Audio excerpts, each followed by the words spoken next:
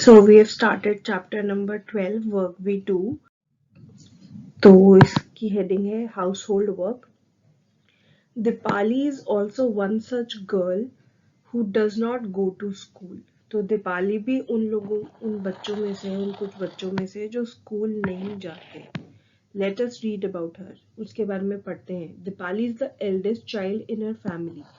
जो दीपाली है वो सबसे बड़ा बच्चा है अपनी फैमिली में. Her father sells vegetables. Her father sells vegetables. तो दीपाली के जो फादर है वो सब्जियां बेचते हैं. He leaves for the Mandi very early in the morning. जो मार्केट होती है उसको हिंदी में मंडी बोलते हैं.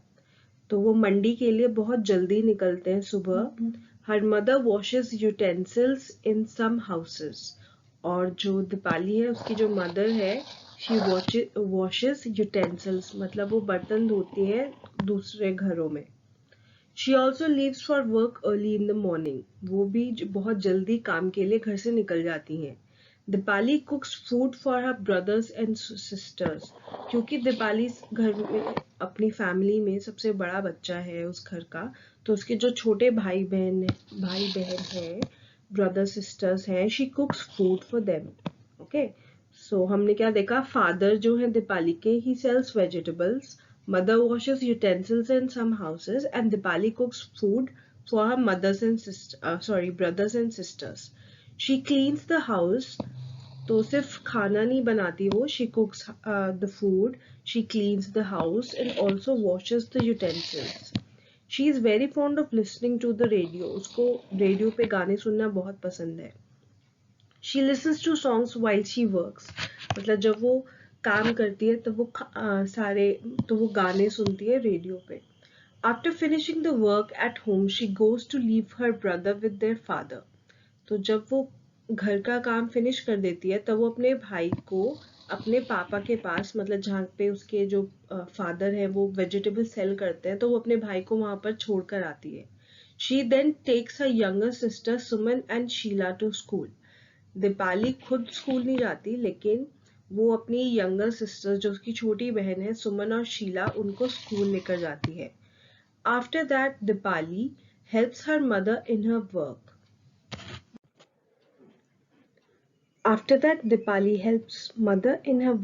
तो उसके बाद जब अपनी सिस्टर्स को स्कूल छोड़कर आती है उसके बाद Deepali helps her mother in her work. In afternoon she brings her brother and sisters back home. तो आफ्टरनून में, दोपहर में, जो दीपाली है वो अपने भाई को अपने फादर की शॉप से और सिस्टर्स को स्कूल से वापस घर लेकर आती है. इन the evening she plays with other children in the neighbourhood. So finally Deepali अब, क्योंकि वो पूरा दिन इतना सारा काम करती है, now she gets to play with other children in the neighbourhood. Her mother comes back home late in the evening. उसकी जो मदर है वो बहुत लेट आती है इवनिंग में. Then Dipali helps her mother cook dinner for the family. Her father comes home very late at night. तो मम्मा बहुत देर से आती है शाम में, after completing her work with in some houses where she washes the utensils. और अब जो फादर है, क्योंकि उनकी शॉप है, वो वेजिटेबल सेल करते हैं, तो वहां से वो बहुत लेट आते हैं. Next, at night, Dipali loves to lie in bed and read her sister's school books. तो दीपाली को रात को अपने बेड पे लेट कर अपनी सिस्टर की उसकी जो छोटी बहनें दोनों स्कूल जाती थी, उनकी स्टोरी बुक्स जो होती है, उनकी जो स्कूल बुक्स होती है, वो पढ़ना बहुत अच्छा लगता है. She has studied up to class 3. तो ऐसा नहीं है कि दीपाली ने कभी नहीं पढ़ाई की है. Deepali has studied but only up to class 3. तो मतलब जितना आप अभी पढ़ रहे हो, दीपाली सिर्फ उतना पढ़ी है. तो she knows how to read, right? आपको भी रीड करना आता है ना, रीड करना आता है. आप समझ सकते हो क्या लिखा है, क्या बोल रहे हैं. तो same Deepali can also do. She can read the school books. So she does that at night. 3 years back, when her little brother was born, she had to stay back home to take care of him. तो मतलब जब 3 साल पहले जब दीपाली का जो छोटा भाई है वो he was born, देन उसको स्कूल छोड़ना पड़ा था and she had to stay back to take, मतलब क्योंकि उसके मम्मा भी काम करती हैं, उसके पापा भी काम करते हैं, इसलिए उसको घर पे रहना पड़ा ताकि वो अपने छोटे भाई की केयर कर सके. She could not study any more, वो उसके आगे पढ़ नहीं पाई, मतलब 3rd क्लास के बाद वो पढ़ नहीं पाई. She feels that reading books helps her to relax. तो क्योंकि वो पूरा दिन काम करती है तो उसको ऐसा लगता है कि बुक्स पढ़ने से मुझे बहुत रिलैक्स फील होगा, इसलिए वो बुक्स पढ़ती है. Now she is back to school and goes regularly. अब वो वापस स्कूल आ गई है, मतलब क्योंकि उसका भाई थोड़ा सा बड़ा हो गया तो अब उसको उसकी केयर करने की जरूरत नहीं है, इसलिए दीपाली अब वापस स्कूल आ गई है और वो हर रोज स्कूल जाती है. So the question is, what work does Dipali do in her house? तो वो क्या क्या काम करती है? So as we have seen, Dipali cooks for her brothers and sisters, right? She cleans the house.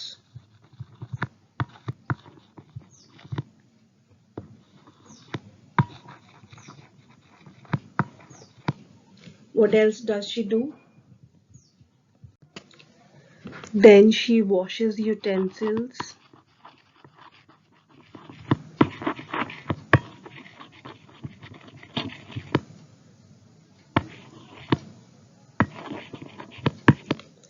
What else does she do? She drops her sisters to school.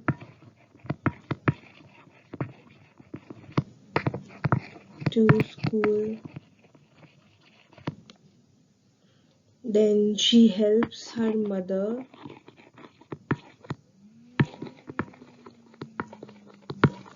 in preparing dinner, है ना, helps her mother for dinner. What else? She listens to radio. तो ये सारे काम हैं जो दीपाली अपने घर पे करती है, और भी काम है, जैसे छोटे छोटे काम और भी बताए थे कि वो अपने ब्रदर को उसके फादर के पास छोड़कर आती है, एंड अपनी मदर की एक और बार वो वर्क में भी हेल्प करती है, right. And what else she does, she reads her sister school books, that's also work she does, right. So ये सारे हम काम लिख सकते हैं. तो दीपाली ने जो जो काम किया वो सारे हम यहाँ लिख सकते हैं. Do you do house hold work? If yes, what? तो अब आपसे पूछ रहे हैं तो क्या आप लोग भी घर पे कुछ काम करते हो, और यस अगर हाँ तो क्या क्या. सो दे आर आस्किंग यू, आप लोग घर पे क्या क्या काम करते हो. तो I help my mother in making food,